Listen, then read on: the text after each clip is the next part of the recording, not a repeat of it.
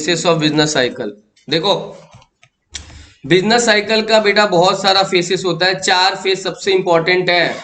सबसे पहला face expansion मिला, दिख रहा है। दूसरा क्या दिख रहा है बेटा?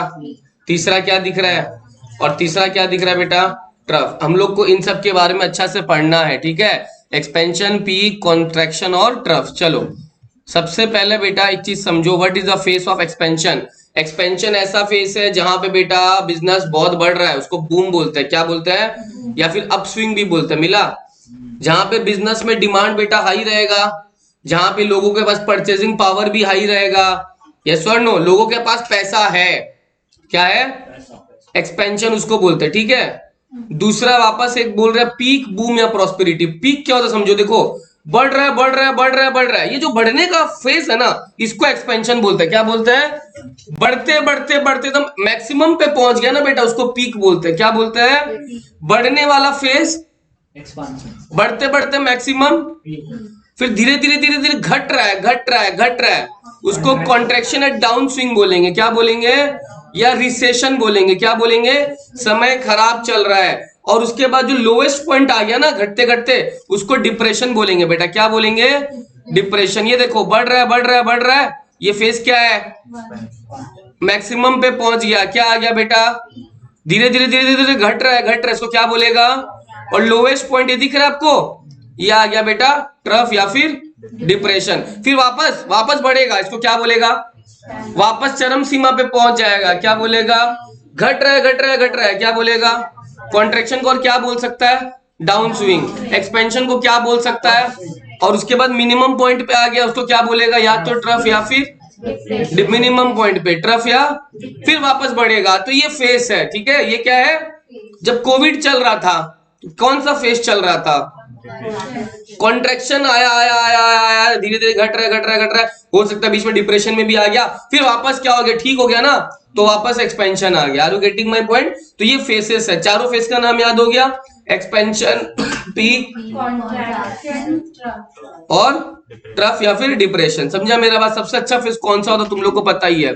सबसे अच्छा फेस बेटा हमेशा एक्सपेंशन होता है। क्या होता है? एक्सपेंशन। और जब मैक्सिमम पे पहुंच जाता है बेटा, तो उसको क्या बोलते हैं? पीक। देखो expansion phase is characterized by increase in output, output बढ़ेगा, डिमांड बढ़ेगा, इंप्लॉयमेंट बढ़ेगा, कंज्यूमर एक्सपेंडिचर बढ़ेगा, सेल बढ़ेगा, प्रॉफिट बढ़ेगा, स्टॉक का प्राइसेस, बैंक वाला क्रेडिट भी ज्यादा देगा। ये होता है एक्सपेंशन। क्या होता है? ये तब तक चलता है बेटा जब तक स्टेट अपना full employment of resources use नहीं कर लेता। जब रिसोर्स पूरा यूज हो जाएगा ना, तब कौन सा फेस आ जाएगा? पीक आ जाएगा। क्या आ जाएगा? क्योंकि रिसोर्स पूरा यूज, उससे ज्यादा यूज नहीं कर पाएगा। ये स्वर्ण नो, प्रोडक्शन जितना मैक्सिमम उतना हो पाएगा। समझा मेरा बात? कोई बेटा अनएम्प्लॉयमेंट रहेगा क्या बेटा? कोई अनएम्प्लॉयमेंट नहीं रहेगा, क्योंकि जितना लोगों को काम मिलना था सबको काम मिल रहा है। ये स्वर्ण नो, तो कोई इनवॉलेंट्री अनएम्प्लॉयमेंट नहीं रहेगा। Are you getting my point? ध्यान रखना, कोई आदमी बेरोजगार, प्राइस और कॉस्ट दोनों जल्दी बढ़ेगा, क्योंकि कौन सा फेस चल रहा है? एक्सपेंशन। तो प्राइसेस भी बढ़ता है और कॉस्ट भी बढ़ता है। लोगों का स्टैंडर्ड ऑफ लिविंग बढ़ता है ना घटता है? क्योंकि कंज्यूमर एक्सपेंडिचर भी क्या हो रहा है? याद करो, बढ़ता है। Are you getting my point? The growth जब धीरे धीरे रुक जाएगा ना बेटा, और रुकने के बाद बेटा ग्रोथ रेट कहां पहुंच जाएगा बेटा? अपने पीक पे। उससे ज्यादा ग्रोथ रेट नहीं हो सकता है, उसको बोलते हैं एक्सपेंशन। क्या बोलते हैं? तो एक्सपेंशन में वापस समझ लो क्या हुआ बेटा? इंप्लॉयमेंट बढ़ा, अनएम्प्लॉयमेंट है क्या? नहीं है। कंज्यूमर एक्सपेंडिचर बढ़ रहा है, स्टैंडर्ड ऑफ लिविंग बढ़ रहा है। यस और नो? चीजों का प्राइस, कॉस्ट, सब कुछ बढ़ रहा है, लेकिन लोग ले रहे हैं क्योंकि लोगों के हाथ में क्या है बेटा? पैसा है। यस और नो? तो ये जो फेस है बेटा, ये उसको बोलते हैं एक्सपेंशन। क्या बोलते हैं? रिसोर्स जितना यूज हो चुका है, जब पूरा हो जाएगा तब कहां पहुंच जाएगा बेटा? पीक पे पहुंच जाएगा। पीक के बाद तुम रिसोर्सेस को और नहीं, फिर तुम्हारा वहां से क्या स्टार्ट हो जाएगा बेटा? डाउनफॉल स्टार्ट हो जाएगा, जिसको अपने कॉन्ट्रैक्शन बोलते हैं। क्या बोलते हैं? Contraction. Are you getting my point? Down swing start हो जाएगा। Peak, peak is the highest point of business cycle. Yes और नो? एमसीक्यू में पूछेगा which is the highest point of business cycle, तो आंसर क्या होगा बेटा? Which is the lowest point of business cycle? Trough या डिप्रेशन? हाईएस्ट पॉइंट है peak, lowest point क्या बेटा? In the latter stage of expansion बेटा, जब एक्सपेंड हो रहे हैं ना, इनपुट ज्यादा नहीं रहता है, इनपुट बहुत कम हो जाता है, तो चीजों का प्राइस और ज्यादा बढ़ जाता है तो लोगों का डिमांड क्या हो जाता है बेटा, कम। उनका जो कॉस्ट ऑफ लिविंग है वो बढ़ने लगता है कहीं ना कहीं। कॉस्ट ऑफ लिविंग समझ रहा है, जिस चीज को पहले तुम 10 में खरीदा था ना उसका दाम 15 हो गया। क्या हो गया बेटा, 15। तो पीक के बाद ऐसे हालात हो जाता है, तभी तो धीरे धीरे क्या आने लगता है बेटा, कॉन्ट्रैक्शन। पीक तक सब अच्छा था, पीक के बाद तुम्हारा खर्चा और ज्यादा बढ़ जाएगा तो तुम्हारा स्टैंडर्ड क्या हो जाएगा बेटा, गिर जाएगा। Are you getting my point. तो एक्चुअल डिमांड बेटा स्टैग्नेट होने लगा। स्टैग्नेट मतलब समझ रहा है, धीरे धीरे कम होने लगा। तो this is the end of expansion. यहाँ एक्सपेंशन बेटा क्या हो गया, खत्म। पीक के बाद एक्सपेंशन खत्म, पीक के बाद तो क्या स्टार्ट हो जाएगा, कॉन्ट्रैक्शन स्टार्ट हो जाएगा। ये स्वर्ण ध्यान रखना। तो इसको बोलते हैं बेटा पीक, याद रहेगा पूरा। एक्सपेंशन और peak. Peak is the dash point of business cycle, highest point of business cycle. Next आ जाओ बेटा, कॉन्ट्रैक्शन। क्या इकोनॉमी जिंदगी भर ग्रो ही करते रहेगा? The economy can not continue to grow endlessly. जिंदगी भर हमेशा ग्रो नहीं करता रहेगा। वंस पीक इज रीच्ड, एक बार अगर पीक रीच हो गया ना बेटा, इंक्रीज इन डिमांड कम हो जाएगा और डिक्रीज होना स्टार्ट हो जाएगा। और कॉन्ट्रैक्शन पूरा उल्टा है, इंप्लॉयमेंट इन्वेस्टमेंट कम हो गया। ये सुन, स्टैंडर्ड लिविंग भी क्या हो जाएगा बेटा, कम हो जाएगा। Producer do not instantaneously recognise the pulse of the economy and continue anticipating higher level of demand and therefore maintain their existing level of investment and production. The consequence is a discrepancy और mismatch between। लोगों को क्या लग रहा है, दुकानदार को लग रहा है हाँ डिमांड बढ़ेगा बढ़ेगा बढ़ेगा, वो तो बनाते जा रहे हैं, लेकिन तुमको पता पीक के बाद डिमांड क्या होता है, कम। एक चीज समझो, वापस बोल रहा हूं, पीक तक तो सब अच्छा था, पीक के बाद प्रोड्यूसर रुक नहीं रहा है, प्रोड्यूसर एंटिसिपेट नहीं कर पा रहा है, वो बनाया जा रहा है बनाया जा रहा है, लेकिन लोगों का डिमांड।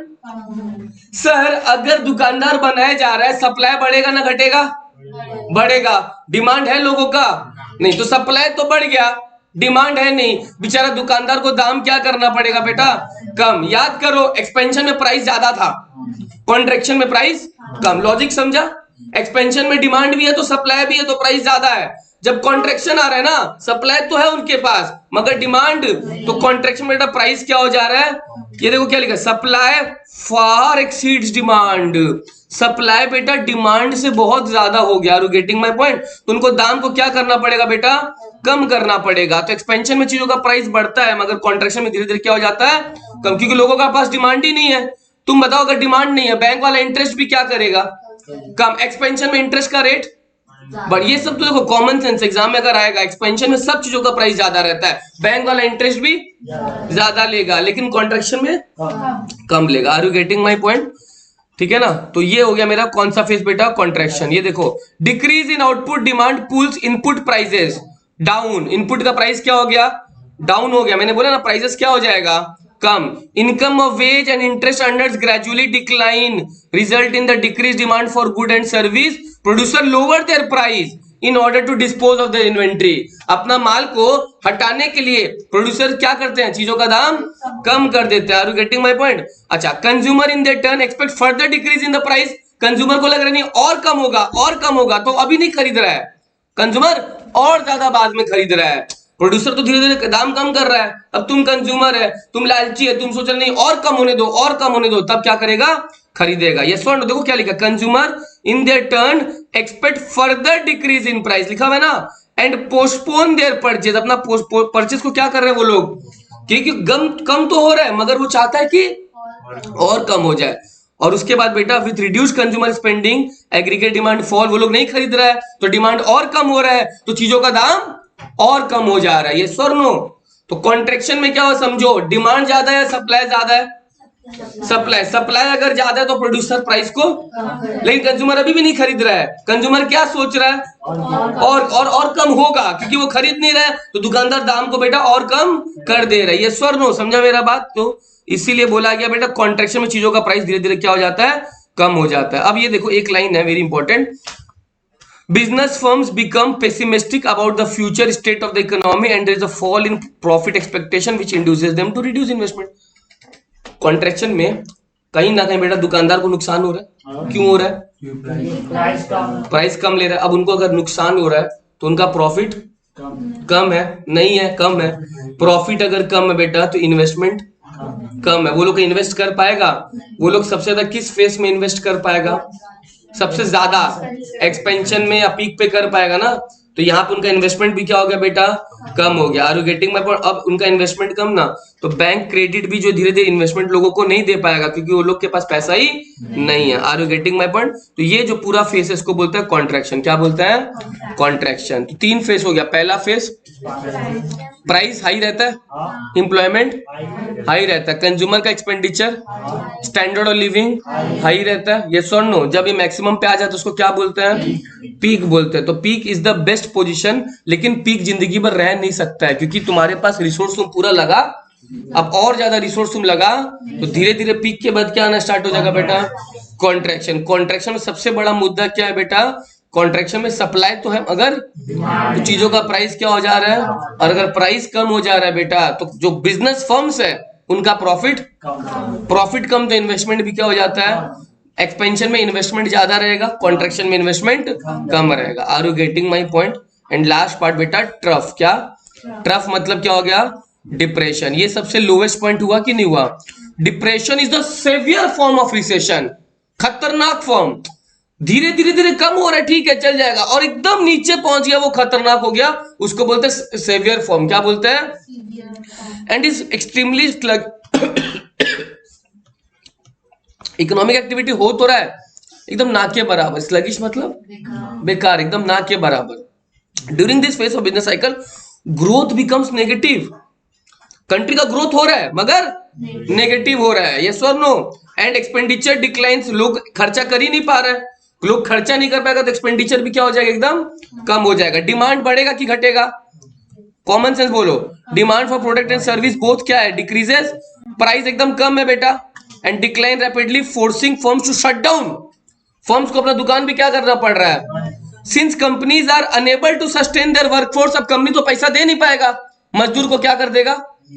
अनएम्प्लॉयड करना ही पड़ेगा, क्योंकि भैया मेरा प्रॉफिट नहीं है, तुम निकल जाओ। कोविड में ही तो हुआ था, कितना लोग अपना दुकान छोड़ दिया, और जो लोग काम करते थे उनको क्या कर दिया गया बेटा? निकाल दिया गया। देयर इज माउंटिंग अनएम्प्लॉयमेंट, मतलब अनाप शनाप बेरोजगारी हो रहा है, यस और no? Which leaves the consumer with very little disposable income. Disposable income क्या होता है पता है? मैंने तुम लोगों को डिस्पोजेबल इनकम बताया था क्या होता है। मेरे पास 100 कमाया मगर मेरा 100 डिस्पोजेबल इनकम नहीं रहेगा, गवर्नमेंट को टैक्स दूंगा 40 रुपया का, कितना बचेगा? वो 60 मेरा डिस्पोजेबल इनकम होता है। इनकम और डिस्पोजेबल इनकम में फर्क होता है, राइट? इनकम जो कमा लिया, डिस्पोजेबल जिसको तुम खर्च कर पाओ। अब यहाँ पे तो भैया लोग निकल गया, बेरोजगार हो गया, तो बेरोजगार हो गया तो उनका डिस्पोजेबल इनकम भी क्या हो जाएगा? कम हो जाएगा। Are you getting my point? बाजार में इंटरेस्ट रेट भी नहीं है कुछ, एकदम कम, ना के बराबर, क्योंकि डिमांड है नहीं, लोग दे ही नहीं पाएगा, तो इंटरेस्ट रेट भी क्या है बेटा? कम है। With lower rate of interest people demand for liquid money increases, despite lower interest the demand for credit decline because investor interest rate कम है फिर भी लोग ले ही नहीं पा रहे। क्यों? लोगों के हाथ में बेटा पैसा ही नहीं है। Are you getting my point? बहुत बड़ा बड़ा कंपनी बेटा बैंकरप्ट हो जाता है। बैंकरप्ट समझ रहा है क्या होता है? दिवालिया निकल जाता है, वो लोग अपना बिजनेस को क्या करना पड़ता है? बंद करना पड़ता है, समझा? एक ग्रेट डिप्रेशन आया था बेटा 1929 से 33, जिसमें बहुत सारा नुकसान हुआ, समझा? अमेरिका में भी आया हुआ है, इंडिया में भी आया हुआ है। तो ये सब डिप्रेशन कारण बेटा मासिव अनएम्प्लॉयमेंट हो गया। क्या हो गया?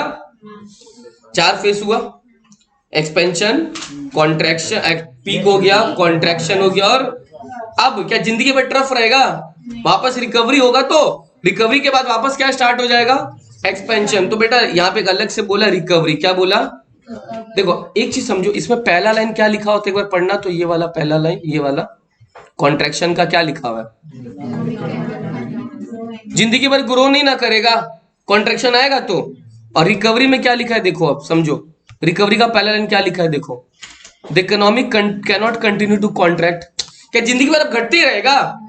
जिंदगी भर घटते भी, जब जिंदगी भर बढ़ते नहीं रहेगा तो जिंदगी भर रिकवरी होगा। तो पहला लाइन क्यों बोला समझा? The economic cannot even continue to contract endlessly, हमेशा घटते भी तो नहीं रहेगा, कभी ना कभी it reaches the lowest level of economy called trough.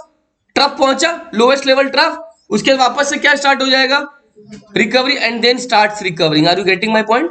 Trough generally last for some time, trough तो जिंदगी भर नहीं होता है, कुछ समय के लिए होता है, and marks the end of pessimism and the beginning of optimism. Pessimism मतलब पता है तुम लोग को? पेसिमिज्म मतलब होता है बेटा निराशावादी, और ऑप्टिमिज्म मतलब होता है आशावादी। क्या जिंदगी भर आदमी निराशावादी रहेगा क्या? निराशावादी कब रहता है? जब चीजों का दाम बट उसके कभी ना कभी तो लगेगा कि प्राइसेस बढ़ेगा। तो आदमी बेटा जिंदगी भर अगर ऐसा नहीं सोचता है, ये सोचेगा कि प्राइस बढ़ेगा, तो वहीं से ना स्टार्ट होगा रिकवरी।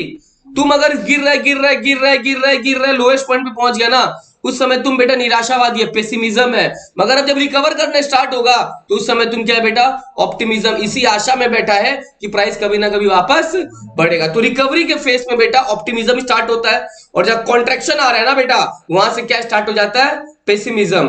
कॉन्ट्रैक्शन हो रहे उस समय आदमी पेसिमिज्म पे है, रिकवरी हो रहा है मतलब आदमी ऑप्टिमिज्म पे। याद रखना दोनों word.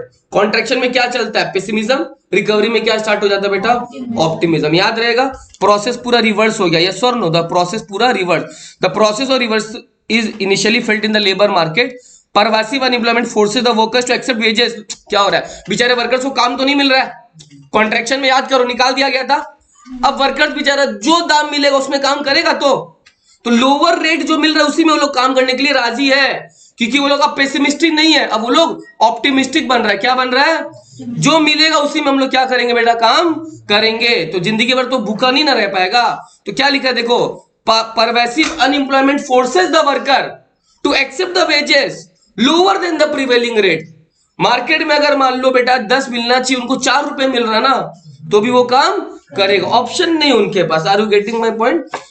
Producer anticipate lower cost and better business environment. Producer को भी लग रहा है कि हाँ चल, वर्कर जो दाम मिलेगा उसमें कर लेगा, तो उनका कॉस्ट ऑफ प्रोडक्शन क्या हो जाएगा, कम। प्रोड्यूसर को तो अच्छा ही एक तरह से, पहले 10 रुपए देना पड़ता, अब कितना रुपए में काम हो जा रहा है, तो प्रोड्यूसर का कॉस्ट ऑफ प्रोडक्शन क्या हो गया बेटा, कम हो जाएगा। अ टाइम कम्स जब बिजनेस का कॉन्फिडेंस बढ़ जाएगा उनका, क्योंकि उनका कॉस्ट ऑफ प्रोडक्शन क्या हो रहा है, कम हो रहा है। कंसिक्वेंटली वापस से वो लोग क्या करेगा बेटा, इन्वेस्ट करना, स्टॉक बढ़ाना चालू कर देगा, बैंक भी क्रेडिट देना, टेक्नोलॉजिकल एडवांसमेंट होना स्टार्ट हो जाएगा। तो ये जो फेस वापस से उल्टा हो रहा है ना बेटा, ये हो रहा है रिकवरी। क्या हो रहा है, यानी बेटा डिप्रेशन से वापस कहां जा रहे हैं वो लोग, एक्सपेंशन में जा रहे हैं। इन्वेस्टमेंट राइज हुआ, प्रोडक्शन इंक्रीज हुआ, इंप्लॉयमेंट बढ़ा, इनकम बढ़ा, कंज्यूमर का एक्सपेंडिचर भी वापस क्या हो रहा है बेटा, बढ़ रहा है। तो ये वापस से एक्सपेंशन वाला फेस आ जाएगा, समझा। इंप्लॉयमेंट लेबर का बढ़ जाएगा, अनएम्प्लॉयमेंट बेटा कम हो जाएगा, और एक्सपेंशन आना स्टार्ट हो जाएगा। फिर वापस वही वाला स्टार्ट हो जाएगा, फिर जिंदगी भर एक्सपेंशन नहीं रहेगा, पीक पे आके वापस लोवेस्ट पॉइंट पे आएगा। बट अब जिंदगी भर तो ऐसा नहीं कि खराबी रहेगा, वापस से वो लोग पेसिमिज्म से किस में कन्वर्ट हो जाएगा, ऑप्टिमिज्म में, और धीरे धीरे वापस बढ़ने लगेगा। ये सारा फेसेस है बेटा किसका, बिजनेस साइकिल का। Are you getting my point, ठीक है। हाँ, ये अलग बात है, कभी बूम ज्यादा चल सकता है, कभी रिसेशन ज्यादा चल सकता है, ये है। लेकिन ऐसे नहीं कि जिंदगी भर बूम रहेगा या जिंदगी भर रिसेशन रहेगा, ऐसा कोई जरूरी, या ऐसा भी नहीं है कि चलो 6 महीना बूम 6 महीना रिसेशन, लिख के थोड़ी आया। 9 महीना बूम 3 महीना रिसेशन, 8 महीना रिसेशन 4 महीना बूम, कुछ भी हो सकता है। बट ये बात निश्चित है कि सबके बाद सबका आएगा, ठीक है, ये ध्यान रखना, ठीक है। चलो अब देखो, ये बहुत इंपॉर्टेंट वर्ड है, इंडिकेटर्स। क्या बोला मैंने बेटा, 3 तरह का इंडिकेटर होता है, मिला तुम लोग को, एक लीडिंग, एक लैगिंग, और एक कोइंसिडेंट या कॉन्करेंट इंडिकेटर्स, मिला। ये बहुत ज्यादा इंपॉर्टेंट है, एग्जाम में यहां से क्वेश्चन आएगा ही आएगा कि लीडिंग इंडिकेटर क्या होता है बेटा, लैगिंग क्या होता है, या फिर कोइंसिडेंट और कॉन्करेंट इंडिकेटर क्या होता है। समझा मेरा बात। चलो देखो,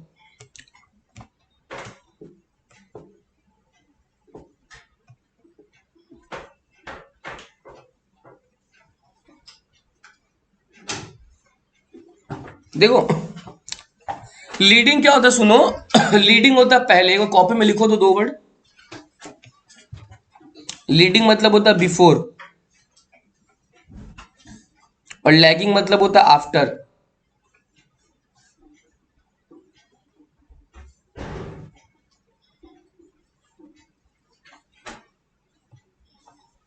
देखो, अगर मान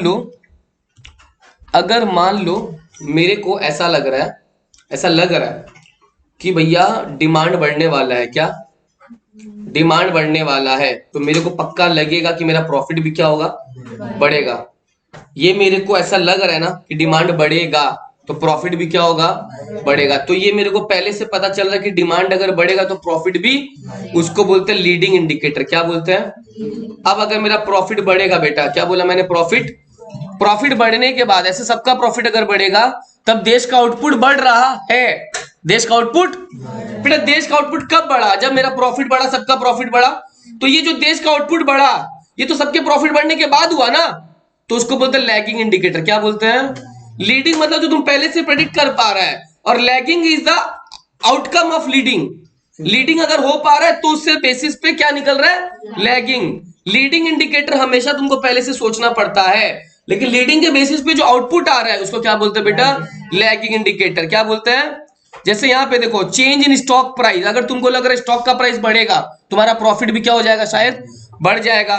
न्यू ऑर्डर आ रहे तुम्हारे पास, कंज्यूमर गुड्स का, कैपिटल गुड्स का, ये सब तुमको इंडिकेशन दे रहा है कि इकोनॉमी बढ़ने वाला है। अगर ये उल्टा हो जाए तो इंडिकेशन देगा कि इकोनॉमी घटने वाला है। ये इंडिकेशन दे रहा है, ये इंडिकेशन पहले से दे रहा है ना, तो इनको कौन सा इंडिकेटर बोलते हैं? लीडिंग। क्या बोलते हैं? अब इनके बेसिस पे अगर अनएम्प्लॉयमेंट बढ़ रहा है या अनएम्प्लॉयमेंट घट रहा है, उसको क्या बोलेगा बेटा? Lagging indicator. समझा मेरा बात? लैगिंग हमेशा डिपेंड कर रहा है किस पे? लीडिंग। और लीडिंग हम लोग पहले से प्रेडिक्ट कर लेते हैं। Are you getting my point? Leading हम लोग हमेशा क्या कर लेते हैं? पहले से। जैसे मान लो एक हफ्ता बाद बंगाल जो 15 दिन के लिए बंद रहने वाला है। एक हफ्ता बाद बंगाल 15 दिन के लिए, तुम्हारा इंडिकेटर्स क्या क्या आएगा दिमाग में? अगर बंगाल बंद रहेगा तो डिमांड क्या हो जाएगा बेटा? कम हो जाएगा। यस और नो? डिमांड क्या हो जाएगा? प्रॉफिट क्या हो जाएगा? कम हो जाएगा। तो ये तुम पहले से सोच लिया, ये लीडिंग हो गया। क्या हो गया?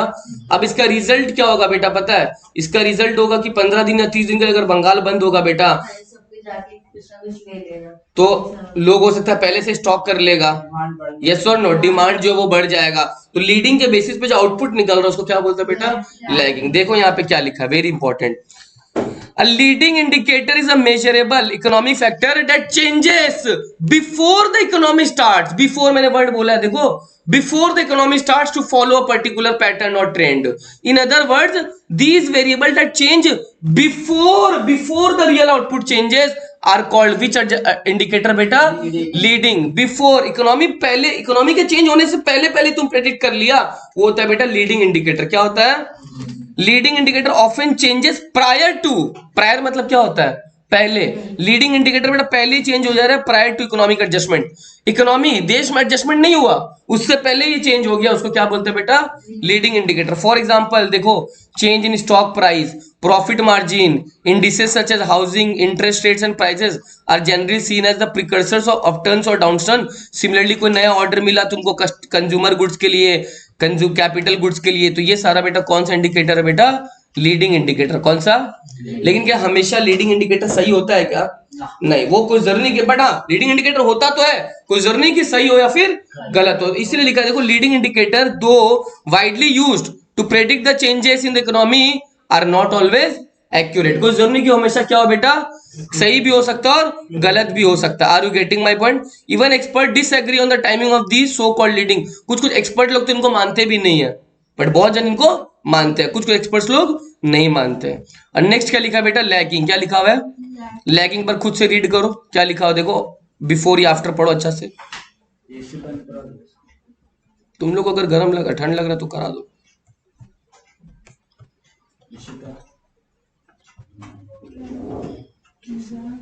पढ़ो।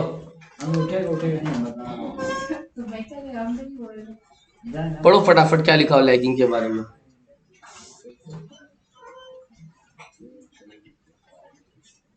एक एक सेंटेंस पढ़ो आराम से।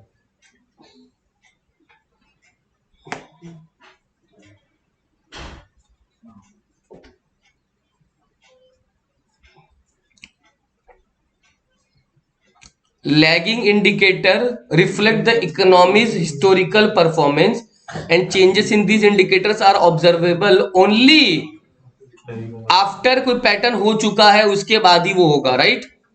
In other words, variable that change after the real output changes. Real output change हो चुका उसके बाद अगर कुछ हो रहा है उनको क्या बोलेगा? Lagging. If leading indicator signal the onset of, leading indicator बेटा बिजनेस साइकिल को पहले से ऑनसेट करता है, डिसाइड करता है। लैगिंग इंडिकेटर को कंफर्म करता है। क्या करता है? जैसे लीडिंग से मेरे को पता चल गया कि डिमांड बढ़ने वाला है लोगों का। क्या बढ़ने वाला है? अब एक्चुअल में जब हो गया तो वो कौन सा हो गया बेटा? लैगिंग। डिमांड बढ़ने से तुम देखा देश का आउटपुट बढ़ गया, तो लैगिंग ने उसको कंफर्म किया कि नहीं किया? लीडिंग में जस्ट पता चला, ऐसा प्रेडिक्ट किया, और लैगिंग ने उसको क्या किया? कंफर्म किया। Are you getting my point? Some examples of lagging indicators are unemployment, corporate profit. ये सब जो हो रहा है तुमको पहले से थोड़ी पता था, नहीं पता था, बट लीडिंग इंडिकेटर के थ्रू जब तुम चेक किया तो हाँ वाकई वैसा हुआ, तो वो कौन सा इंडिकेटर हो गया? Lagging indicator. कौन सा हो गया? Lagging indicator. जैसे मान लो मैं अभी देख रहा हूं कि बाजार में लोगों के हाथ में डिमांड कुछ है नहीं, पैसा है नहीं, क्योंकि अभी रिसेशन चल रहा है। क्या चल रहा है? डिमांड क्या है? कम है। अब डिमांड कम है, ये मैंने पहले से प्रेडिक्ट कर लिया, ये लीडिंग इंडिकेटर है कि लैगिंग है? और अब वाकई पता चला 3 महीना तक बैंक का इंटरेस्ट रेट सब कुछ कम रहा, तो ये क्या हो गया? लैगिंग। क्योंकि उसके कारण ही तो, इसके कारण ही तो इंटरेस्ट रेट क्या रहा? कम रहा, तो वो हो गया बेटा लैगिंग। क्या हो गया? और मैंने जो प्रेडिक्ट किया कि डिमांड कम होगा, सप्लाई कम होगा, वो सारा क्या हो गया बेटा? लीडिंग। तो पहले से जब प्रेडिक्ट कर लेते हो बेटा वो होता है लीडिंग, और प्रेडिक्शन के कारण जो नतीजा हो रहा है उसको क्या बोलेगा? Lagging. Are you getting my point? ठीक है। Cause and effect. और एक था, हाँ, और एक थर्ड आ जाओ बेटा। थर्ड टाइप ऑफ इंडिकेटर जो मैंने क्या बोला? Coincident indicator. कोइंसिडेंट इंडिकेटर भी एग्जाम के पॉइंट ऑफ व्यू से थोड़ा इंपॉर्टेंट है, सुन लो, वेरी वेरी इंपॉर्टेंट। देखो क्या लिखा है, कोइंसिडेंट इकोनॉमिक इंडिकेटर का एक नाम और है पहले, क्या नाम है? कॉनकरेंट इंडिकेटर। तो दे कोइंसाइड और occur simultaneously with in the business cycle. ये बेटा बिजनेस साइकिल के अंदर अंदर अपने आप होता रहता है। Since they coincide Fairlie closely with changes in the cycle of economy, they describe the current state of business cycle. ये बताता है कि बिजनेस साइकिल का भी स्टेट क्या है। मतलब हम लोग जो बताते हैं ना, अभी डिप्रेशन चल रहा है, अभी रिसेशन चल रहा है, अभी बूम चल रहा है, बेटा वो यही वाला इंडिकेटर बताएगा। कौन सा? कोइंसिडेंट या फिर कॉनकरेंट। लीडिंग इंडिकेटर या लैगिंग ये नहीं बताता है। लीडिंग प्रेडिक्ट करता है, उसका रिजल्ट कौन सा में मिलता है? लैगिंग। और कौन सा स्टेट चल रहा है इकोनॉमी का, वो कौन सा बताएगा बेटा? कॉनकरेंट या फिर कोइंसिडेंट इंडिकेटर। देखो क्या लिखा है, in other word these indicator give the information about the rate of change of expansion और कॉन्ट्रैक्शन ऑफ इकोनॉमी। हमारा इकोनॉमी कितना बढ़ रहा है या कितना घट रहा है, ये कौन बताएगा बेटा? कॉनकरेंट बताएगा। कौन बताएगा? लीडिंग या लैगिंग ये थोड़ी बता रहा था कि हमारा इकोनॉमी ज्यादा डिप्रेशन में है, नहीं, वो कौन बता रहा है? सारा कॉनकरेंट बता रहा है। लीडिंग हम लोग गेस करते हैं, उसका नतीजा लैगिंग में मिलता है, ये बात खत्म। और कॉनकरेंट एक्चुअल है कि हमारा इकोनॉमी कौन सा स्टेट में है बेटा, डिप्रेशन चल रहा है ना रिसेशन चल रहा है, कितना कॉन्ट्रैक्शन चल रहा है, कितना रिसेशन चल रहा है, वो सारा कौन बताएगा बेटा? Concurrent indicator. कौन बताएगा? जैसे एक चीज बताओ, हम लोग बोलते हैं ना देश का जीडीपी बढ़ रहा है, 12% है देश का जीडीपी, तो ये कौन सा इंडिकेटर बताएगा? कॉनकरेंट बताएगा। हमारा इंडस्ट्रियल का प्रोडक्शन बढ़ रहा है, इन्फ्लेशन है देश में, तो ये सब सारा चीज बेटा कौन बताएगा? तो इन्फ्लेशन, जीडीपी, ये सब सारा क्या है बेटा? क्योंकि कोई भी देश का इकोनॉमी का ग्रोथ इन सबसे पता चलता है, जीडीपी से, इन्फ्लेशन से, तो वो सारा कौन सा इंडिकेटर है बेटा? Concurrent indicator. Are you getting my point? ठीक है। ये देखो मैंने बोला था ग्रेट डिप्रेशन आया था 1930 में, बोला था ना, ये यूएस में आया था। कहां पे आया था? इसको घर में एक बार पढ़ लेना, ये दोनों डिप्रेशन को, ठीक है, 1930 और 2000 को, और ये तीनों घर पे रीड कर लेना, एग्जाम में आ सकता है, ठीक है। याद करना, मैं नेक्स्ट जब पूछूंगा क्या था, ये मत बोलना तो समझ में नहीं आया। चलो नेक्स्ट आओ। एक क्वेश्चन है बेटा, what are the features of business cycle. इसमें बेटा ए से लेके टोटल एच तक पॉइंट है। कितना पॉइंट है? फीचर्स ऑफ बिजनेस साइकिल मतलब समझ लो, बिजनेस साइकिल का खास बात बताओ। क्या बताओ? दृष्टि पहला पॉइंट क्या लिखा हो, पढ़ो तो। Business cycles occur periodically, although they do not exhibit the same regularity. The duration of these cycles vary. The intensity of fluctuations also varies. Business cycle periodically आएगा, कभी 2 महीना ये रहेगा, कभी 3 महीना ये रहेगा, ये सर नो। इनका ड्यूरेशन भी वेरी करता है। मैंने बोला इस साल बूम 4 महीना था, अगले साल बूम 6 महीना। इंटेंसिटी भी वेरी करेगा, इस बार बूम बहुत अच्छा था, अगले साल भी बूम था मगर उतना अच्छा नहीं था, उसको बोलते हैं इंटेंसिटी, तीव्रता। क्या बोलते हैं बेटा? मैं बोलूंगा इस साल बाजार अच्छा था लेकिन पिछले साल बाजार और ज्यादा अच्छा था, दोनों साल ही बूम था मगर पिछले साल ज्यादा बूम था। Are you getting my point? ये पहला फीचर हुआ बिजनेस साइकिल का। दूसरा क्या है Shubham? Business cycle have distinct phases of expansion, peak, contraction, and trough. These phases seldom display smoothness and regularity. The length of each phases is also 4 face होता है business cycle का, expansion, peak, contraction, trough. These faces seldom display smoothness. Seldom मतलब पता है क्या होता है? Seldom मतलब क्या होता है? नहीं पता? एक कहावत है ना, बार्किंग डॉग सेल्डम बाइट्स, नहीं पढ़ा? जो कुत्ता भौंकता है ना बेटा वो कभी कभी काटता है, जो कुत्ता भौंकता है वो बहुत कम काटता है ना, तो सेल्डम मतलब हो गया कभी कभी।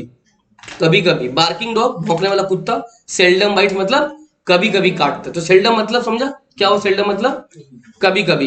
दीज फेसेस कभी कभी डिस्प्ले स्मूथनेस एंड रेगुलरिटी। ये जो बिजनेस साइकिल का फेज है ये बहुत ही कम रेगुलरिटी में रहेगा, रेगुलर नहीं रहता ना, कभी बूम ज्यादा रहेगा कभी पीक ज्यादा रहेगा, तो कभी कभी रेगुलर रहता है, बहुत ही कम।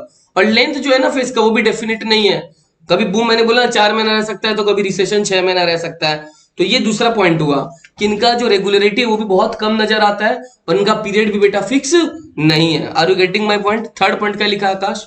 Business cycle generally originate in free market economies. They are pervasive as well. Disturbances in one or more sector gets easily transmitted to all. एकदम सिंपल सा बात था बेटा, अगर एग्रीकल्चर सेक्टर में इफेक्ट आएगा, इंडस्ट्रियल सेक्टर में इफेक्ट आएगा कि नहीं आएगा? एग्रीकल्चर सेक्टर मतलब कॉटन जूट उन सब का अगर प्राइस बढ़ेगा बेटा, उसका प्रभाव सीधा कहां पे आएगा बेटा? तो एक सेक्टर में अगर प्रभाव आता है तो दूसरे तीसरे सेक्टर में उसका प्रभाव पक्का आएगा। और पहला पॉइंट क्या बोला, बिजनेस साइकिल ना बेटा फ्री मार्केट इकोनॉमीज में होता है। कहां होता है sir? What is free market? सुन लो, जहां बेटा प्राइस डिसाइड होता है on the basis of equilibrium. कैसे आता है? On the basis of demand and supply. जहां पे डिमांड सप्लाई मिलता है बेटा वहीं पे प्राइस डिसाइड होता है, बिजनेस साइकिल वहीं पे ऑपरेट करेगा। कहां पे? जहां पे प्राइस डिमांड और बेटा जहां पे प्राइस अगर गवर्नमेंट अपनी मर्जी से डिसाइड करेगा वहां पे कभी पीक डिप्रेशन ये सब आ सकता है क्या? नहीं। जहां पे हम लोग पे छोड़ दिया गया है, तुम अगर डिमांड बढ़ाएगा दुकानदार प्राइस भी क्या कर देगा, तुम डिमांड कम करो दुकानदार प्राइस भी क्या कर देगा।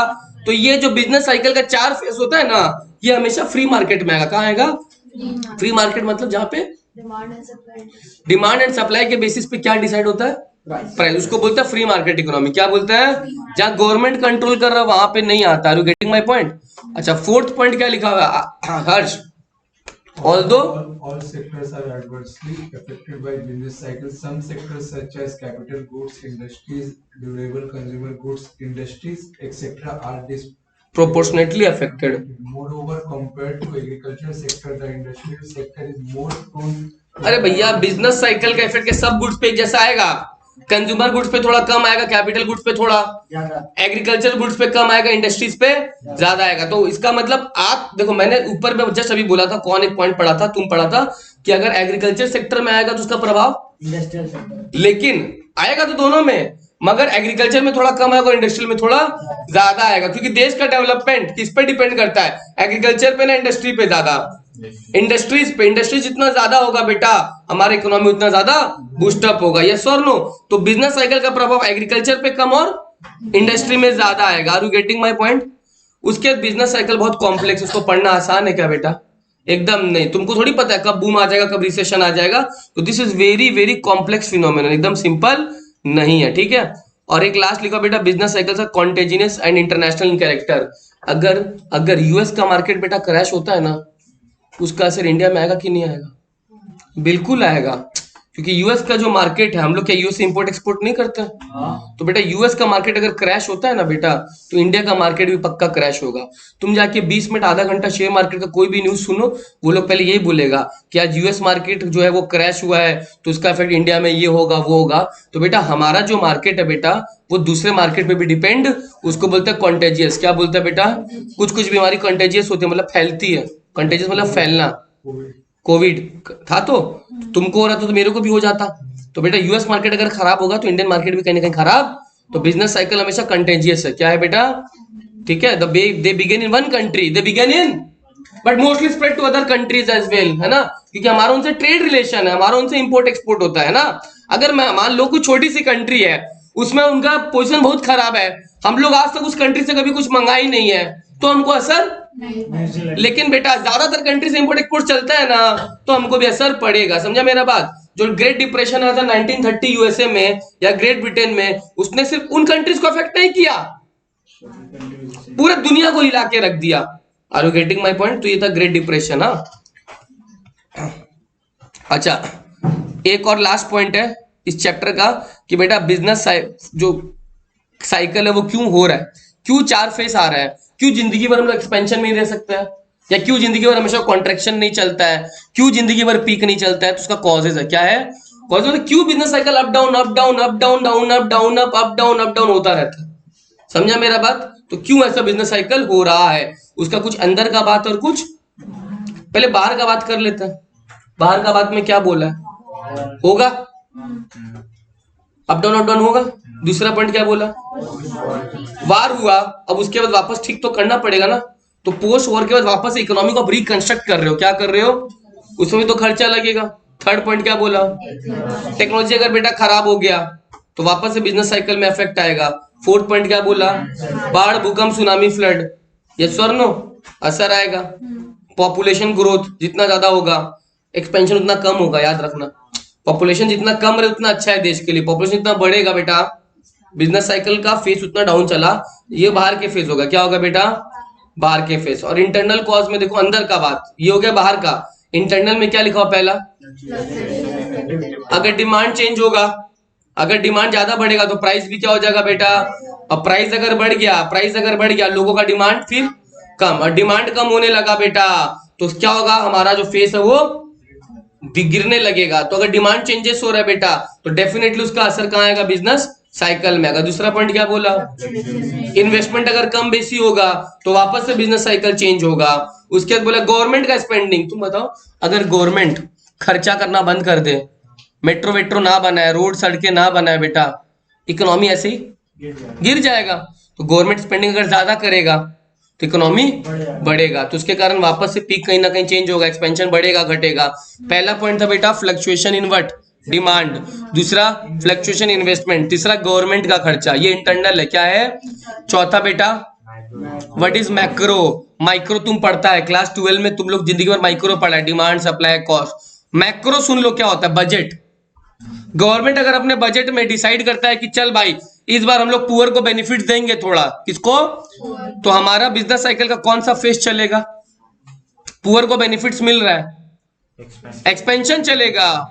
क्योंकि पुअर को अगर बेनिफिट्स मिलेगा तो डिमांड क्या होगा बेटा, बढ़ेगा, तो एक्सपेंशन। गवर्नमेंट बजट में डिसाइड करता है नहीं यार पुअर को बेनिफिट नहीं देना है, हम लोग को और खर्चा करना है रिच पीपल के लिए। किसके लिए, रिच का तो डिमांड बढ़ेगा मगर पुअर का डिमांड बेटा कम हो जाएगा, तो डेफिनेटली वापस हम लोग का कॉन्ट्रैक्शन स्टार्ट हो जाएगा। देश में अमीर ज्यादा ना गरीब ज्यादा है, गरीब ज्यादा है।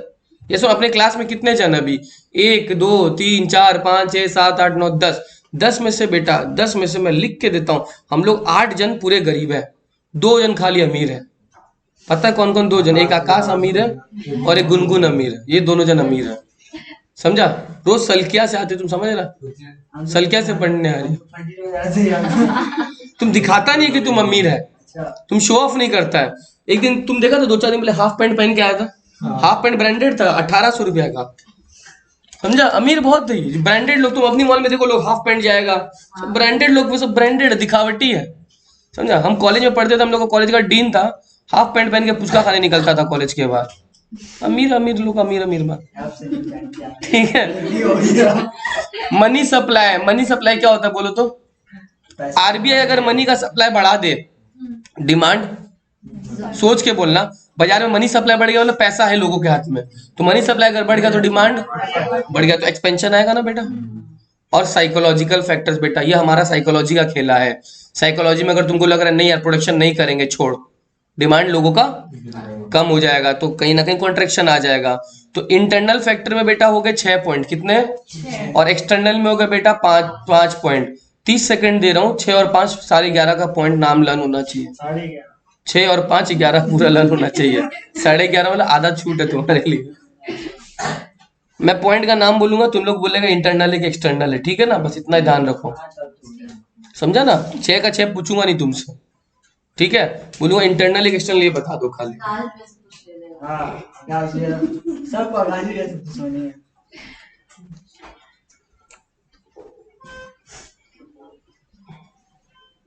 सब एक्सटर्नल याद रखना बस। हो गया, 25 सेकंड होने वाला है, हो गया, हो गया, चलो पूछा जाए। उसको हटा के पूछिएगा। Simran Alam, post war construction, external, हाँ, psychological Harsh, internal, money supply, psychological, money supply internal, Aakash, technological changes, हाँ, टेक्नोलॉजिकल चेंजेस, इंटरनल देख लो एक बार, आपका गलत है। सही आकाश, देख लो, ये टेक्नोलॉजिकल चेंजेस। समझा Gungun? Changes in government spending, changes in government spending, post war reconstruction, external. Drishti, macro economic policies, macro economic policies. Ishita सही है क्या? Macro economic policy. War expenses, चलो डन, ठीक है, समझा?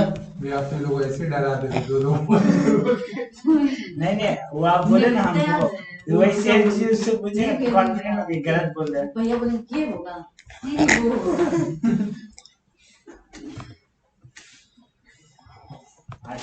नहीं, अब आ जाओ फटाफट, अब कॉपी निकाल लो, थोड़ा एक चैप्टर लिखना होगा कॉपी में, क्योंकि उसका एमसीक्यूज, हाँ बुक से मिला लेना। एक लास्ट का पार्ट है, उसको कुछ करना नहीं है, खाली एक लास्ट का एक पेज, ठीक है। समरी नहीं है, समरी के पहले ज्ञानबाजी वो नहीं करना, ठीक है। अब सुनो, अपन नेक्स्ट चैप्टर जो कर रहे हैं वो डिटर्मिनेशन ऑफ प्राइस कर रहे हैं। क्या कर रहे हैं? Determination of price. इसमें एमसीक्यू बेटा बहुत ज्यादा पूछा जाएगा। इस चैप्टर को मेरे को खाली ठीक से करेगा तो 15 मिनट, और अगर ठीक से नहीं करेगा तो 25 मिनट, ठीक है। सुनो ध्यान से, हेडिंग दो, डिटर्मिनेशन ऑफ प्राइजेस। इसको पूरा ग्राफ में करना पड़ेगा, कॉपी लगेगा। देखो ना उसमें यूनिट में, देखो ना डिटर्मिनेशन ऑफ प्राइजेस क्या, गूगल है तो गूगल नहीं सब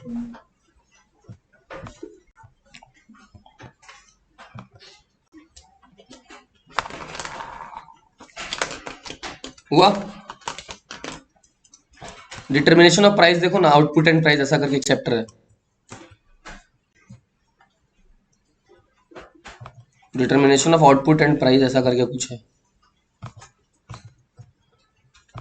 आज इलेक्शन है भैया, आज कहीं ना कहीं तो है ना। आज कहाँ है इलेक्शन?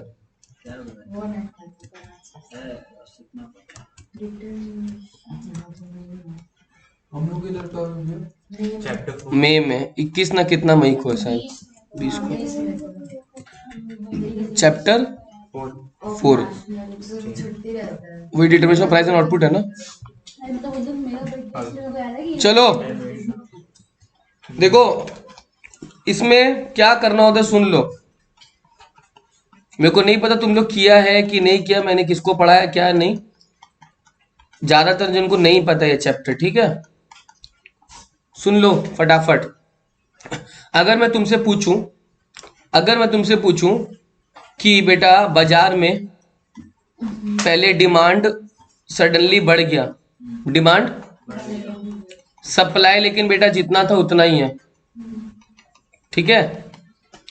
डिमांड बढ़ गया, सप्लाई जितना था उतना ही है, तो प्राइस क्या होगा ये बताओ, बढ़ेगा ना घटेगा? बढ़ेगा। जो कि हम बता रहे डिमांड बढ़ गया, डिमांड अगर बढ़ गया, सप्लाई उतने का उतना ही है, तो प्रोड्यूसर प्राइस क्या कर देगा?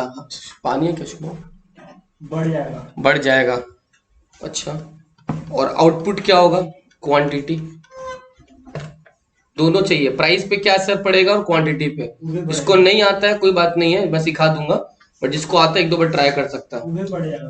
वो भी बढ़ेगा। बढ़ जाएगा। एसी बंद करिए ना, उठ कर हाँ उठेगा उठेगा सारा चलो जाके तकिया दे सो।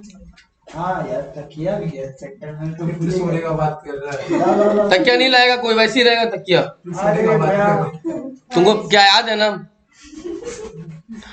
भैया पहले दिन क्या बोले थे याद है? हाँ, प्राइस बढ़ेगा, प्राइस बढ़े, आउटपुट मतलब क्वांटिटी आउटपुट भी बढ़ेगा। बढ़ेगा। आओ सुनो कैसे करते, सुन लो, मैं एक बार दिखा दूंगा, तुम लोग सब कुछ कर पाएगा। सुनो देखो, सबसे पहले कभी भी ऐसा क्वेश्चन आएगा ना, एक क्वेश्चन तो आना ही है। आप क्या करो, पहले एक नॉर्मल डिमांड कर्व बनाओ डाउनवर्ड स्लोपिंग, ठीक है, और एक सप्लाई कर्व बना लो अपवर्ड स्लोपिंग, ओके। ये बनाना ही है, और ये बनाने के बाद दोनों कहाँ मिल रहा है? यहाँ मिल रहा है। यहाँ पे लिख लो बेटा P0 और यहाँ पे लिख लो Q0। ये कर देना एक अलग कलर का पेन से या पेंसिल से, ठीक है, अलग कलर का पेन या पेंसिल से कर लेना, ठीक है। अब उसके बाद जो करूंगा आगे वो अलग कलर से करना। इतना पूरा पार्ट आपको क्या करना है, एक कलर से करना है, ठीक है, एक कलर से करना है। देखो चल रहा है क्या ब्लैक, ये ब्लैक है। चल रहा है, ये नहीं, अभी जो करेगा वो भी ब्लू से ही करेगा, ठीक है। बोलो ना जा करे। क्या करेगा, ज्यादा ठंड लग रहा है, मैंने गर्मी रहेगा तो बोला था गर्मी रहेगा गर्मी उससे- आगे आओ ना, ठंड नहीं लगेगा, आकाश के पास आओ, आगे आ जाओ, ठंड नहीं लगेगा, समझा हुआ। अब सुनो, अब क्या बोल रहा हूँ गुनगुन जैन, सुनो प्लीज। मैंने बोला अब ये जो लाइन दिया ना, अब उसका महत्व है। मैंने क्या बोला, डिमांड बढ़ गया, सप्लाई तो कांस्टेंट है तो आउटपुट कैसे बढ़ेगा? बता रहा हूँ, अभी पूरा बता दूंगा। डिमांड बढ़ गया, सप्लाई वैसा ही है, तो डिमांड जब बढ़ जाएगा बेटा, सुनो ध्यान से, तो आपको ग्राफ चेंज करना है। क्या करना बेटा, ग्राफ चेंज करना है। लेकिन जब ग्राफ चेंज, मेरा डायग्राम कहाँ चला गया भाई, जा ज्यादा टाइम नहीं लगेगा, बट स्टिल गया कहाँ वो, ठीक है। ये डिमांड करता, ये सप्लाई करता, ठीक है। अब मैंने क्या किया बेटा, डिमांड को, क्वेश्चन बोला डिमांड को बढ़ा दो, राइट, सप्लाई को छूने का अधिकार नहीं दिया। डिमांड को बढ़ाने बोला, मगर बेटा सप्लाई को छूने का अधिकार, तो जब बोलूंगा ना डिमांड को बढ़ा दो, सुनो, डिमांड का ग्राफ यहाँ पे है ना, अभी यहाँ पे राइट में ले आना। राइट मतलब डिमांड के राइट में, ये ग्राफ इधर है, इसका राइट बेटा, इसका राइट तो यही ना होगा, डिमांड इधर से इधर आ जाएगा। सप्लाई को छूना नहीं है। कैसे वो राइट सप्लाई अगर तुमको बढ़ाने बोलूंगा ना तो इधर आ जाएगा, घटाने बोलूंगा तो इधर आ जाएगा, ठीक है। अभी डिमांड ना इधर से इधर आ गया, सप्लाई छूने बोला है क्या, डिमांड बढ़ गया। अब देखो दोनों नया यहाँ पे मिल रहा है कि नहीं मिल रहा है, यस और नो। अब डिमांड और सप्लाई यहाँ मिल रहा है, यहाँ पे बेटा प्राइस ऊपर गया कि नीचे, ऊपर गया, तो पहला आंसर मेरे को मिल गया, प्राइस बेटा बढ़ जाएगा। और आउटपुट अब यहाँ पे आया क्या, आउटपुट बढ़ गया कि घट गया, दोनों बढ़ गया, प्राइस भी बढ़ गया। और अब आउटपुट कैसे बढ़ा, समझो एक चीज समझो, ये पूछा सर आउटपुट क्यों बढ़ा, तुमको पता है बेटा बाजार में डिमांड बहुत ज्यादा है, तो तुम क्या करेगा, चीजों का प्राइस बढ़ाएगा, और प्राइस बढ़ाने के बाद ट्राई करेगा जितना ज्यादा बेच सके, ताकि तुम्हारा प्रॉफिट भी क्या हो, बढ़े। समझा मेरा बात। तो डिमांड बढ़ा मगर सप्लाई कांस्टेंट था, तो इसका आंसर क्या हुआ, प्राइस भी बढ़ेगा और आउटपुट भी बढ़ेगा। Are you getting my point, तो दोनों राइज कर जाएगा। तो ये सब क्वेश्चन को करने के लिए तुमको ग्राफ बनाना ही पड़ेगा, ठीक है। अभी 6-7 केस कराऊंगा, बिना ग्राफ के नहीं कर पाएगा तुम, ठीक है। केस 1 समझा, ये केस 1 लिख लेना है यहाँ पे, ये क्या था केस 1, इसको बना लो, ऐसे लिखा है, मेरे पास है लिखा हुआ है। ये केस 1 लिख लो, यही क्वेश्चन मेरे को 12 के प्री टेस्ट में आया था। केस 1 लिख लिया, केस 1 लिखने बनाओ फटाफट।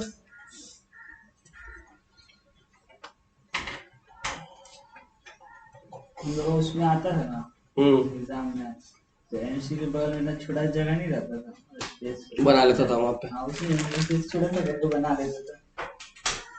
हर समझा।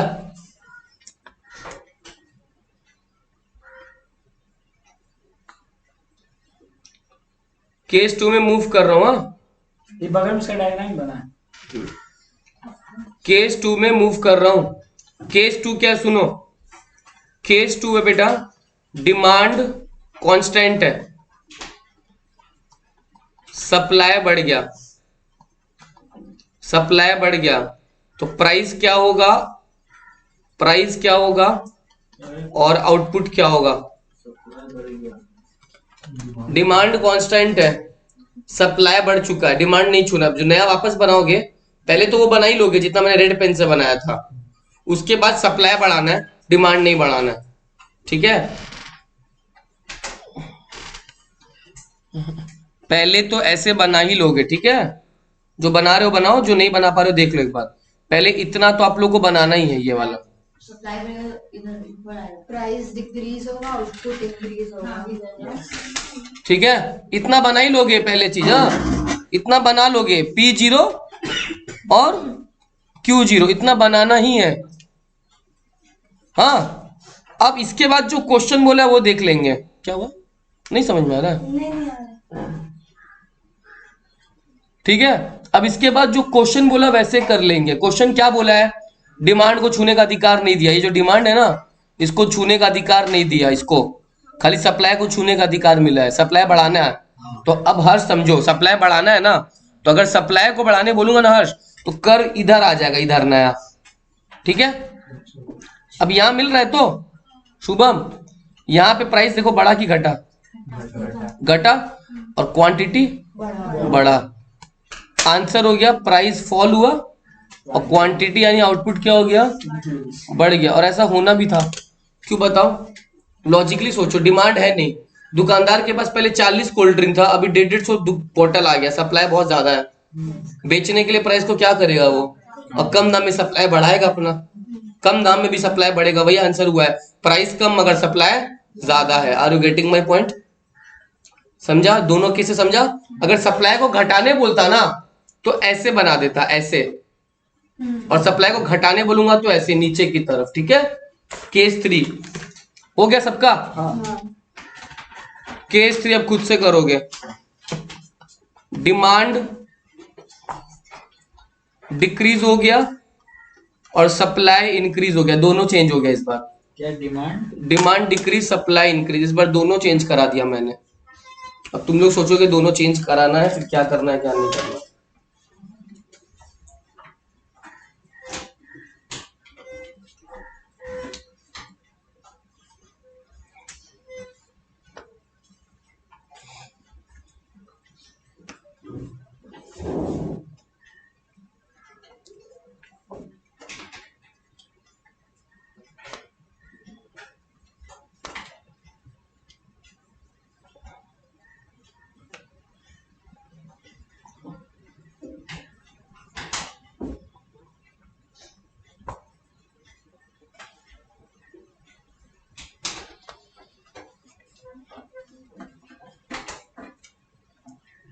बोलेगा तुम लोग किया वो पेपर सॉल्व अकाउंट्स वाला? आधा क्यों आधा किया? दृष्टि नहीं किया ना? बोलेगा बोलो। प्राइस जैसा गिर जाएगा, क्वांटिटी जो आउटपुट है वो भी इसका डिक्रीज हो जाएगा। एक जन बोल रहा है प्राइस गिर जाएगा, एक जन बोल रहा है ये हो जाएगा वो हो जाएगा, और दूसरा जन बोल रहा है क्या? प्राइस डिक्रीज होगा, आउटपुट भी डिक्रीज होगा। हाँ, हम भी तो यही बोलते हैं। देखो पहले एक नॉर्मल बना लेते हैं। ठीक है, पहले एक नॉर्मल बना लेते हैं। बना लिया, ये P0 और ये Q0। ठीक है, अब एक चीज, हाँ मेरे को एक चीज बता देना चाहिए था, मैं अभी रियलाइज कर रहा हूं। ऐसा मान लेता हूं मैं कि डिमांड 20% घटा और सप्लाई मान लेते हैं 40% बढ़ा, मैं ऐसा मान लेता हूं। ठीक है, मेरा बोलने का मतलब है सप्लाई ज्यादा बढ़ा है और डिमांड घटा है मगर थोड़ा। तो अब अगर मैं ऐसा बोलता हूं तुम लोग को, एग्जाम में ना ऐसे नहीं बोलेगा, एग्जाम में बोलेगा कि डिमांड ज्यादा घटा है या सप्लाई ज्यादा घटा है, ऐसा। तो तुम मन में परसेंटेज अज्यूम कर लेना। तो अब सुनो ध्यान से, डिमांड को घटाना है ना, इधर ले आऊं, ले आऊं, ले आया। सप्लाई को बढ़ाना है तो सप्लाई को और अच्छा से बढ़ाना है, अच्छा से। तो यहां था तो पहले मैं यहाँ पे अच्छा से और ज्यादा, देखो कितना ज्यादा बढ़ा दिया, इतना ज्यादा बढ़ाया, दिख रहा है? डिमांड को घटाया है मगर थोड़ा घटाया, और सप्लाई को बढ़ाया है मगर ज्यादा बढ़ाया। Are you getting my point? दोनों रेड लाइन कहाँ मिल रहा है? यहां मिल रहा है। प्राइस गिर गया, प्राइस गिर गया, गिर गया, और आउटपुट तुम लोग का क्या आंसर आया था? मेरा वही आया। प्राइस गिर गया, आउटपुट बढ़ गया। ठीक है, प्राइस गिर गया और आउटपुट। अभी सुनो प्लीज, ये कर लो, फिर मैं चीज दिखाऊंगा अभी कि जिसका आंसर पहले है वो भी सही हो सकता है, कैसे बताऊंगा। ये हो गया, प्राइस गिरेगा, लेकिन ये बात तो निश्चित है, प्राइस तो, लेकिन आउटपुट कोई जरूरी नहीं कि बड़े ही बड़े, आउटपुट कोई जरूरी नहीं कि बड़े ही बड़े। गिरा हुआ है। ठीक है, अभी आउटपुट कैसे आएगा सुनो, ये वाला हो गया। अभी देखो मैं सेम चीज दिखा रहा हूं, हो गया था ना? देखो मैं बोल रहा हूँ डिमांड बेटा गिरा है 20% से और सप्लाई बढ़ा है, मगर इस बार मैं बोल रहा हूँ बेटा सप्लाई ज्यादा नहीं बढ़ा, कितना बढ़ा? थोड़ा बड़ा है, इसमें भी बड़ा ही था मगर बहुत ज्यादा बढ़ गया था। अब देखो पुराना बना ले, पहले बन गया पुराना, कहाँ मिल रहा है दोनों, मिला, ये P0 हो गया बेटा और ये क्या हो गया। अब देखो मैं क्या बोल रहा हूँ, डिमांड गिराऊंगा तो डिमांड गिरा रहा हूं मैं, थोड़ा ज्यादा गिरा रहा हूं, इतना 20, ठीक है। सप्लाई बढ़ाऊंगा तो थोड़ा सा बढ़ाऊंगा, इतना सा 10 है ना, थोड़ा बढ़ा रहा हूं, ठीक है। बढ़ाया, कहाँ मिल रहा है, यहां मिल रहा है बेटा। इस बार प्राइस तो कम होगा ही, वो तो पहले भी था, मगर बेटा आउटपुट कम हो गया, यस और नो, क्योंकि तुम लोग सप्लाई को ज्यादा चेंज नहीं किया होगा, और अगर सप्लाई ज्यादा चेंज करता तो आउटपुट ज्यादा आ जाता। तो ये क्वेश्चन को देना बहुत जरूरी है कि कौन कितना चेंज हुआ है, तभी ना तुम उतना चेंज कर पाएगा। दोनों में फर्क समझ रहा है। इसमें सप्लाई अगर थोड़ा सा बढ़ाया ना, सप्लाई अगर, तो आउटपुट कम हो गया, मगर सप्लाई अगर बहुत ज्यादा बढ़ा दूं इसमें तो आउटपुट बहुत ज्यादा बढ़ जाएगा। Are you getting my point, समझा। केस 3, केस 4, 6 केस कराऊंगा टोटल। केस 4 बंद करके आता हूँ, रुको जाओ तो थोड़ा देर बंद कर दो, सिस्टम तुमको पता ही है, जाओ। केस 3 में प्राइस कम हुआ था, क्वांटिटी थोड़ा बढ़ा था। हाँ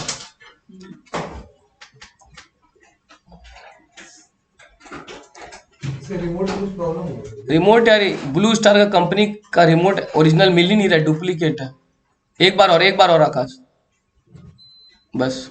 मेरा वाला इसी का रिमोट खराब हो गया, मेरे को चांदनी से जाकर लाना पड़ा। वहीं से लाना होगा। वहीं से भैया ले लो।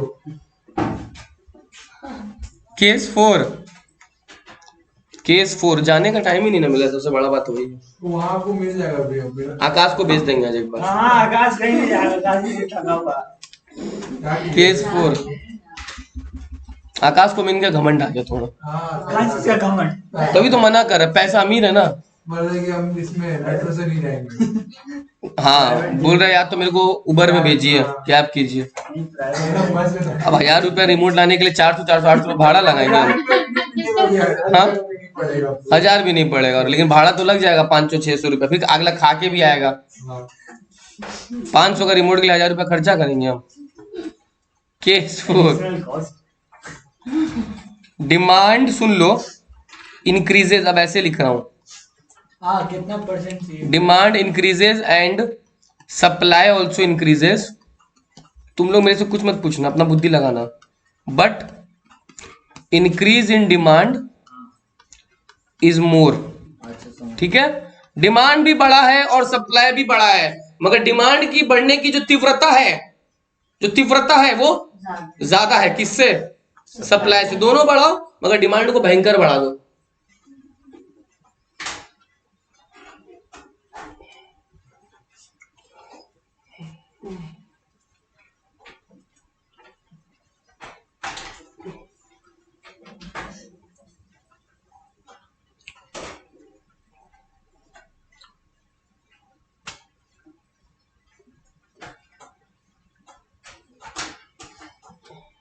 बोले भैया, हाँ बोलो ना। प्राइस बढ़ेगा, अच्छा, क्वांटिटी डिमांड भी बढ़ेगा।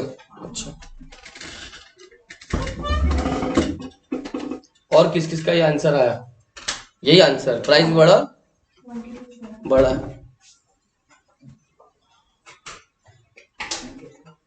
अरे नहीं, कहाँ चले जाते रहते।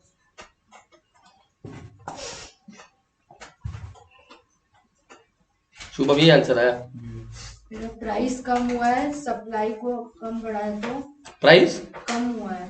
कम हुआ, ये लोग तो बोले प्राइस बढ़ा, हो सकता सही हो, पता नहीं। प्राइस क्वांटिटी दोनों बढ़ा है। आलम दोनों बढ़ा है। गुनगुन उसका डायग्राम में कचड़ा हो गया। मेरा भी हो जा रहा है वो, अजीब है। देखो पहले तो एक नॉर्मल बना लो। प्राइस कम बढ़ा है, क्वांटिटी हाँ वो उसमें नहीं बताना है, खाली बड़ा है कि घटा वही बताना है। दोनों बड़ा है ना, मतलब पहले ये हो गया मेरा P0। अब मैंने क्या बोला, डिमांड भी बढ़ाना है और सप्लाई बढ़ाना है। डिमांड ज्यादा बढ़ाऊंगा तो ये डिमांड था तो उसको ज्यादा बढ़ा दे रहा हूँ, इतना बढ़ा दे रहा हूँ, ठीक है, चल जाएगा। सप्लाई बढ़ाना है तो थोड़ा बढ़ा रहा हूँ, लेकिन इतना ही बढ़ा रहा हूँ, ठीक है, ये इतना ही बढ़ा रहा हूँ, कोई दिक्कत नहीं है ना।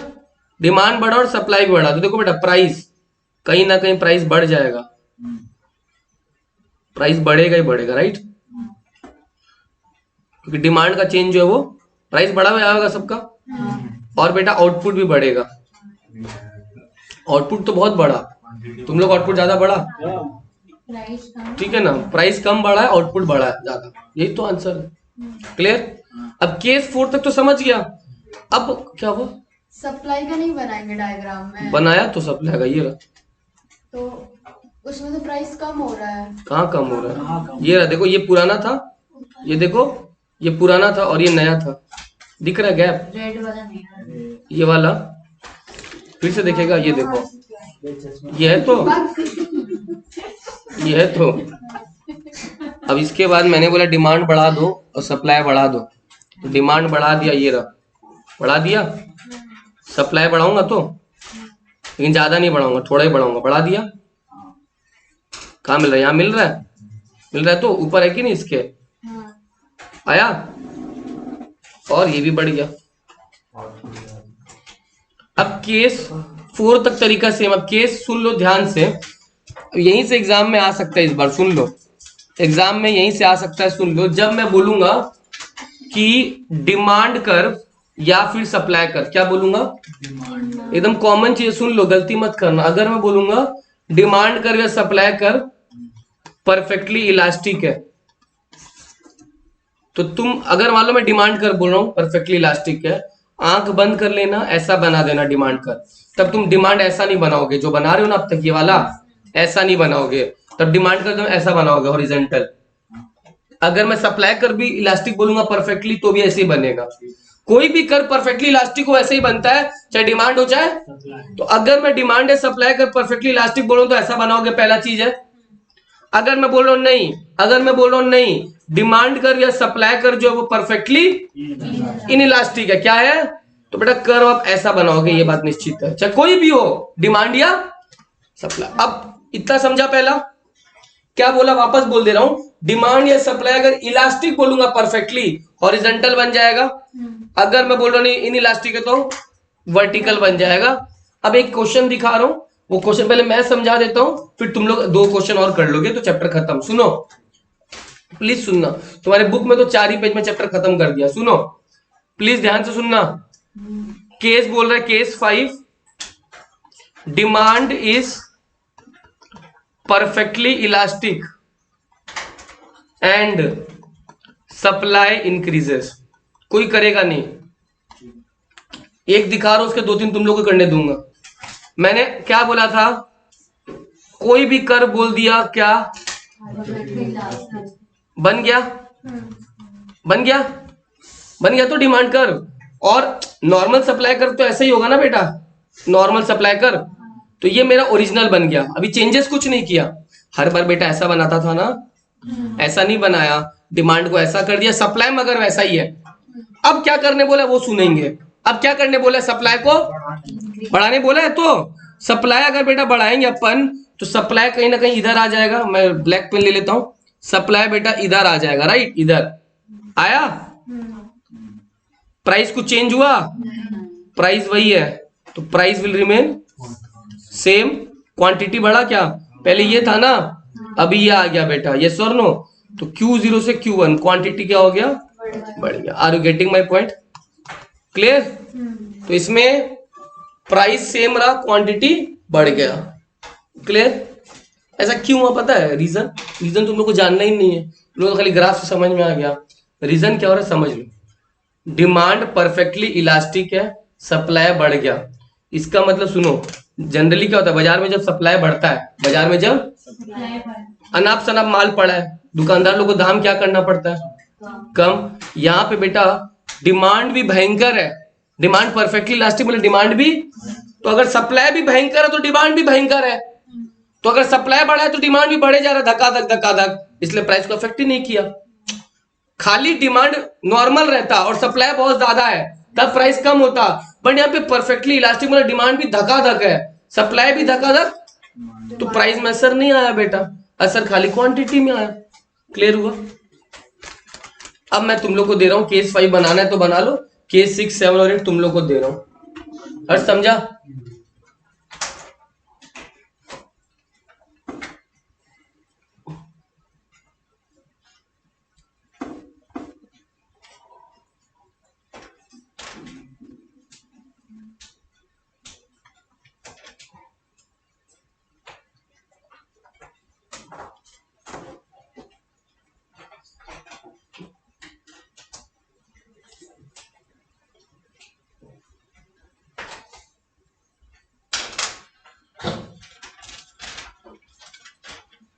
हुआ? Case 6, demand is perfectly elastic, sorry supply is perfectly elastic, supply करो, हाँ डिमांड काट देना, supply is perfectly elastic and demand decreases. चलो करो एक एक करके, पहले केस 6 करो। प्राइस कांस्टेंट रहेगा, क्वांटिटी ऑफ आउटपुट जो रहेगा वो घटेगा। पक्का? हाँ।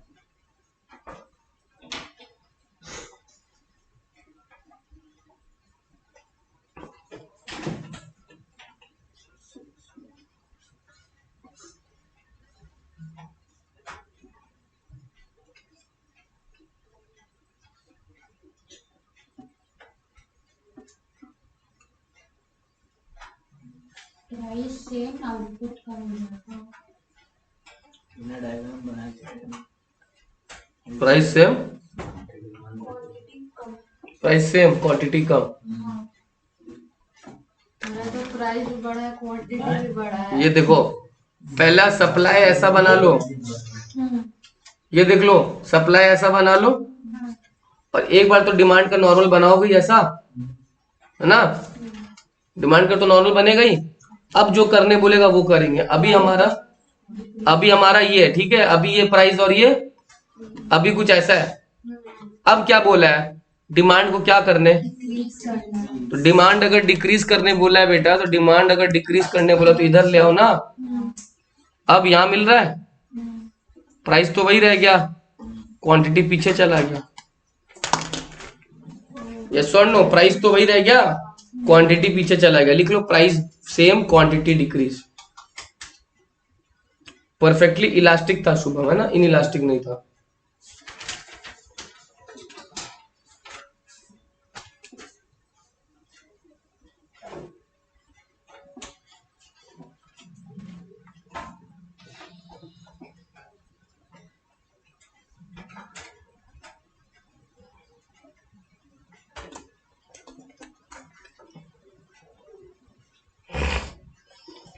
केस 7, फाइनल 2 केसेस, केस 7 और case 8। Demand is perfectly inelastic, supply decreases. चलो demand is perfectly inelastic and supply decreases.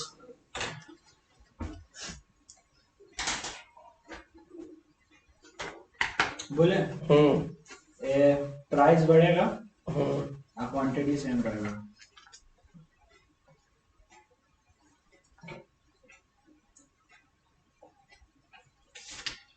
Supply decrease होता है तो ऊपर की तरफ जाता है। सही है भैया। क्वांटिटी सेम है, प्राइस बढ़ गया, क्वांटिटी सेम, प्राइस बढ़ गया। प्राइस बढ़ गया, सही है।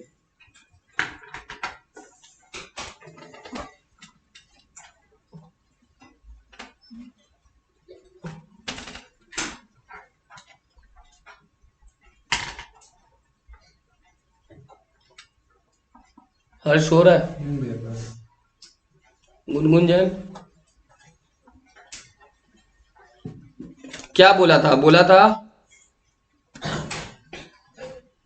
डिमांड को परफेक्टली इनइलास्टिक बनाने, बना लिया। डिमांड को परफेक्टली इनइलास्टिक बनाने, बना लिया। अब क्या बोला सुनो ध्यान से, पहले तो नॉर्मल सप्लाई कर बनाना ही ऐसा, तो ये हो गया मेरा नॉर्मल सप्लाई कर, ठीक है, ये हो गया मेरा नॉर्मल सप्लाई कर, ये हो गया मेरा नॉर्मल सप्लाई कर, ठीक है।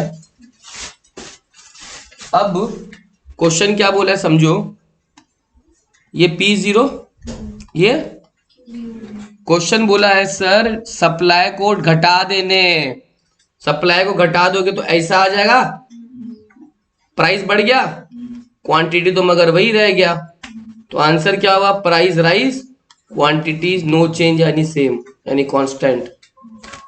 समझा? Last case 8 supply perfectly inelastic, demand increases,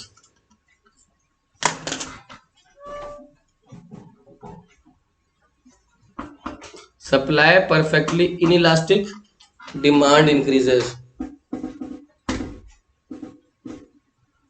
बोले तुम्हारी चेहरा देखा, प्राइस बढ़ जाएगा इसमें, आउटपुट सेम रहेगा। ये वाला पता है आपको, मैंने 7 करवाया था ना, उससे पहले मैं केस लिख चुके थे, बना लिया पूरा कंफर्म किया साइड में।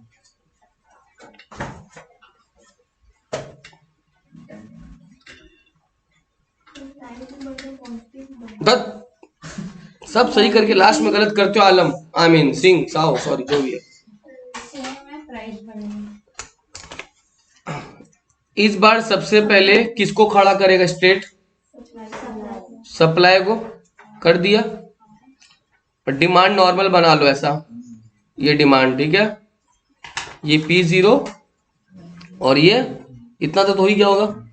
अब क्या बोले, डिमांड बढ़ाने, डिमांड बढ़ाने मतलब राइट की तरफ लेके जाना है, डिमांड अगर बढ़ाना है तो राइट की तरफ लेके जाना है यहाँ पे, यस और नो। प्राइस बढ़ गया क्या, क्वांटिटी वही रह गया, प्राइस बढ़ गया क्वांटिटी सेम, प्राइस बढ़ गया क्वांटिटी सेम। हाँ